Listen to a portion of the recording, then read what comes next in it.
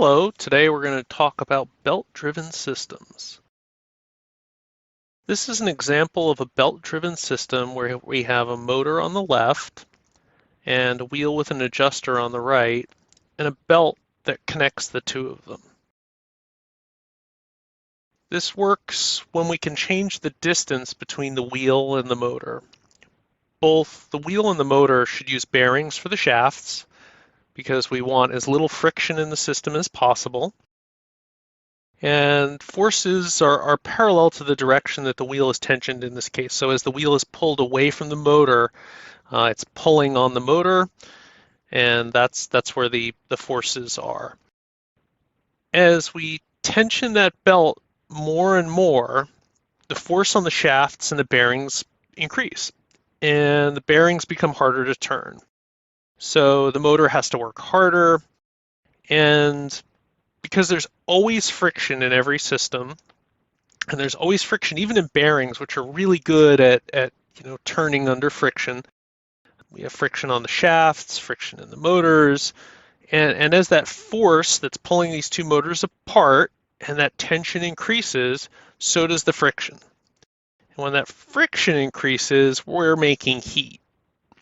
And that heat can eventually build up, and if it's not dissipated, and it can cause the bearings to bind and fail. So literally, the grease in the bearings either melts out or even vaporizes.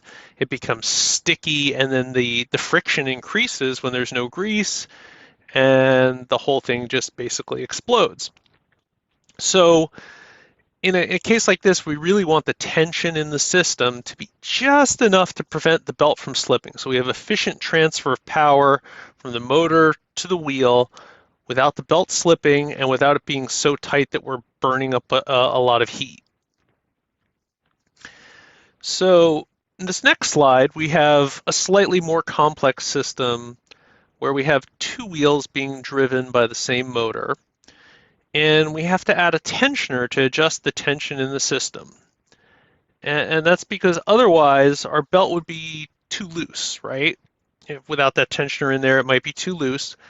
And if we didn't have a tensioner where we could adjust it looser, there would be no way to take the belt off and change the belt, right? We need a little slack to slip it out of there. So we have these two wheels, and our idler's been introduced, and our idler is typically a roller, right? It's dedicated to adjusting the tension, and it does no useful work. There's no output, right? The motor is our input, and our two wheels are our output. The idler doesn't have an input or an output. So that's why it's called an idler.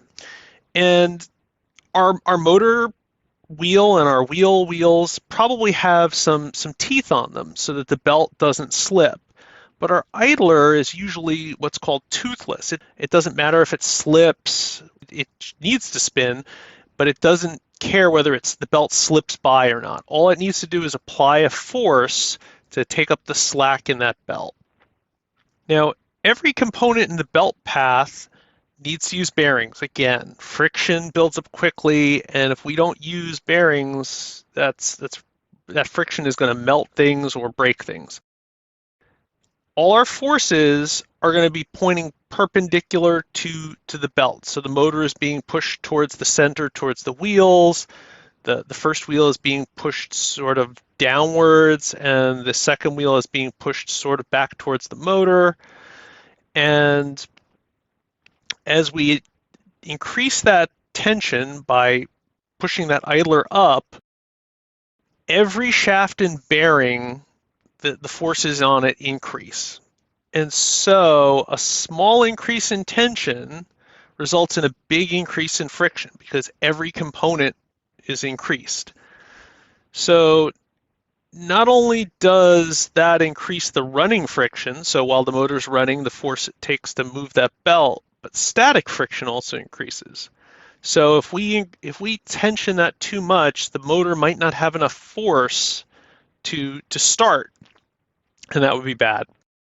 So again, we come back to this notion that we want the system to be just tensioned enough to prevent the belt from slipping, and that becomes super important in a complex system like this where we're adding up the friction from all the components.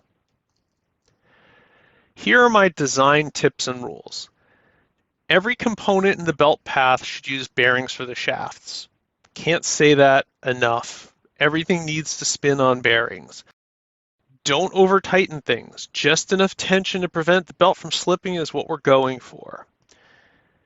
Minimize the number of items in a belt path to minimize friction, right? So we don't want a belt path with, a lot of items in it if we can help that. Conversely, we don't want a ton of motors. We don't want one motor for every single component. So some sensibility there. Always include a tensioner that is adjustable. And with that, expect that these belts may stretch over time. So you have to give more adjustment room than you expect.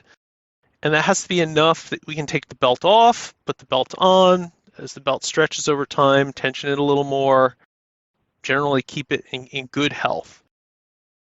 Toothed belts should always be used for paths with many components. So a toothed belt has little teeth on the belt, and that allows it to run and to efficiently transfer power without slipping under a lower amount of tension. We don't have to tension it really tight.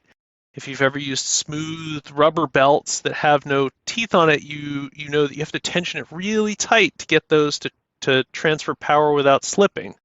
So a toothed belt does a much better job. At some point, the load on the belts becomes too great. So if we're putting a lot of load on those wheels or lifting something heavy or got a lot of wheels in the path, you're going to want to consider a chain instead of a belt. A chain's made out of steel.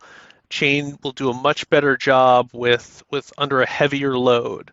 And so if the path is long and has expected higher amounts of friction, or we're using a bigger motor, then a chain might be the way to go. I hope that this helps you understand some of the things involved in belted systems, and good luck.